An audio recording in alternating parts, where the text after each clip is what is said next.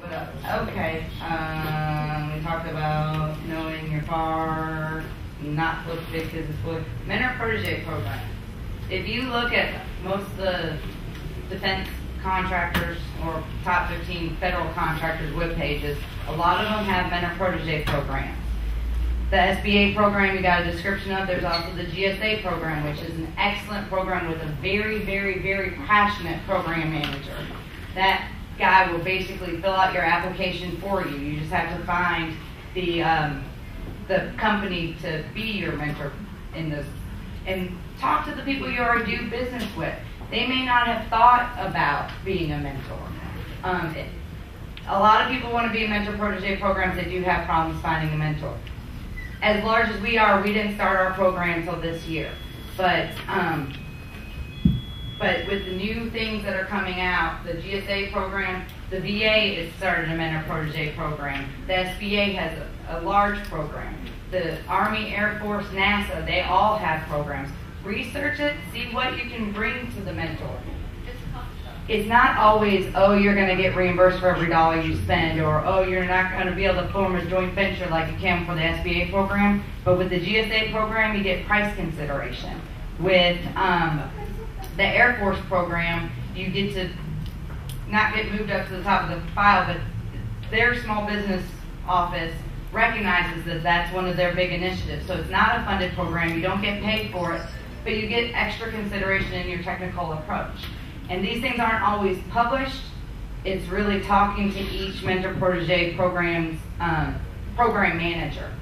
But they are very beneficial, and large businesses don't always understand how beneficial they are for both parties. That they're helping them build a more successful teammate, and they're going to be able to deliver on their large contracts better because their subcontractors are delivering a better product. With the mentor protege programs, they can be as large as small as you want them to be. Don't make them too large when you're promising everything in your agreement, otherwise you're going to get overwhelmed. I know you want a lot of knowledge from your large business partner, but you have to remember that you're trying to do your work and learn from them at the same time. You can make them as inexpensive as well. Do your training over webinars, over conference calls. Start an informal program with your, approach a company, ask them if they want to do an informal mentor protege program so they can get the feel of it for about 6 months before you ask them to go into a formal program with you. Make sure when choosing a mentor that it's not somebody that does the same exact thing you already do. You want it to be a complementary. You want to complement their work. They're going to teach you how to, go through the FAR. They're going to teach you how to, help your increase employee retention, those type of things. They're going to help you with technical knowledge on your actual business. They're going to help you make baseballs better. But at the same time, if they make baseballs and you're a bat company, then you're going to complement. You'll be able to go for more business together. So you don't want to do the exact same thing. You want it to be similar, but at the same time, you don't want it to be the exact same thing. Organizations that most small business liaison officers go through. I'm a member of NAVOVA. We are in Veteranpreneur magazine through our subsidiary Humana Veterans Healthcare Services. You probably, if you belong to NAVOVA, you see our ads in there. They have supplier lists. You can sign up on their supplier lists. We also, Input is something that we use as well. They have supplier lists. We don't just use the SBA supplier list and the trade shows. In our small business plans, we say we're going to, and we live by it and die by it. We list all the different ways we're going to find small businesses to fill our goals. And those are things like NAVOVA, the veteran service organizations, the trade shows, attending them multiple times. And if you see me at a trade show, come say hi. And if you see me at a trade show 3 weeks later, don't say, oh, I'm not going to go there. I know their whole pitch. Come say hi to me again. The more we see you, the more we see that you're serious, that you're at those trade shows and trying to get business, trying to sell to the agencies. The agencies are at the trade show too. And if you talk to an agency and you identify something there, a lot of times we'll come from our booth and go talk to the agency with you, and that's great because you've gotten us a foot in the door at the agency by being a small business, and that's something we appreciate. We're not that unapproachable at these things. You don't have to just come grab our trinket, say hi, leave your business card, and go. You can talk to us. What is the NAVOBA? NAVOBA is it's National Association of Veteran-Owned Business, yes. And they have a magazine. .org or .org or .gov? It's .com, I believe. It may be .org. It's either .com or .org. They are the publishers of Vetrepreneur magazine. Another resource that we use, and we use this for just our daily life as being a large contractor, is our entire contracting staff are members of NCMA, National Contract Management Association. How many of you are members of NCMA? We've got one. NCMA is not just for large businesses. I think it's like $150 a year to become a member. The chapters meet quarterly. Yes, quarterly. And what NCMA does is it sends you out a magazine every month, Contract Management Magazine, and it talks about issues that are going on in government contracting. And it's going to keep you informed when the Women-Owned Small Business Program went into effect, when how to stay compliant, the 10 big mistakes in proposal writing. Those are very, very, very good articles. And every month you get 100 pages of knowledge that unless you ran into the situation you wouldn't know was out there.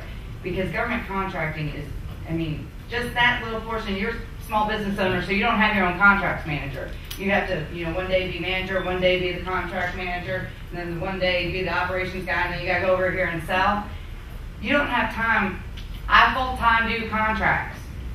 You don't have someone to do that, and Contract Management Magazine is going to help you do that research in an easier, faster way. And NCMA, they're great. They're all about the profession. You have federal and commercial side there, so you get really good insight into a lot of different things. They have webinars that are helpful to small businesses, large businesses on all different kinds of contracting issues. So I can't say enough about NCMA. They're really a great organization. And that is really all I had. Does anyone have any questions for me? What was your website? For Humana Military, it's www.humana-military.com. And we have, if you go to the About Us section, then there's a link on there to our small business program webpage, and that has a link to register. When you register as a supplier on our webpage, you're registering with our parent company as well. So you might get a call from Humana Inc., from Humana Military, from Humana Veterans, or any of our other subsidiaries. And then it also has a link for sending your capability statement to me, the SBLO. Gretchen, I was just going to ask, one, are you aware of the percentage of contracts that have been awarded to veterans or sales vets in the past year or two? And also, are you planning to attend the National Veterans Small Business Conference in New Orleans this year? Yes, we will be at the New Orleans conference this year. We've gone the last 2 years in Las Vegas. And as far as the percentages for our TRICARE contracts, I don't know what our actual performance is. I know our goal is 7% for veteran-owned small business. And then with our Project Hero, because that is a VA contract, our subcontracting goal for that contract is actually 20%. When you come in and you bid on VA, especially VA contracts, we always want to partner with a veteran-owned small business because they focus. They have their minimum. Their minimum when they send out the RFP, everyone has to have the 5335. But when the VA sends out bids, RFPs, they'll go 15, 20 on the as a minimum before they'll even review your small business subcontracting plan. So yeah, usually the VA, they're veteran-owned small business, small disadvantaged business. Those are their two big cases. They really do love subcontractors from those. Yes. It was a great presentation. Thank you very much for coming out. We have, a lot of our members are MSDC certified, bank certified, Center for Veterans Enterprise certified. What differentiates NAVVETS and the vets group from other organizations that are all doing fine jobs is we just don't want to supply you with a list of people, of veterans and service civil veterans. What we like to do is work with the prime in identifying what's a good fit for you, and then with your commodity managers and your supply chain team do a strategic plan long term to get that veteran-owned business into your supply chain as a preferred vendor.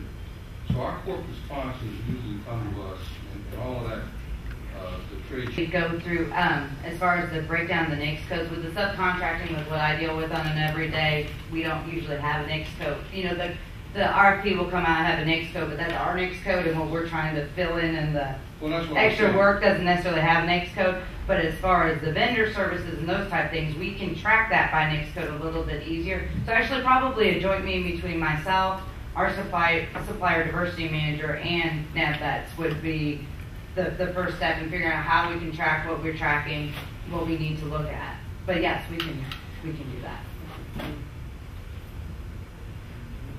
Anyone? Bueller? My last name is Mueller, so I grew up my whole life with that joke. Well, after Ferris Bueller's Day Off came out.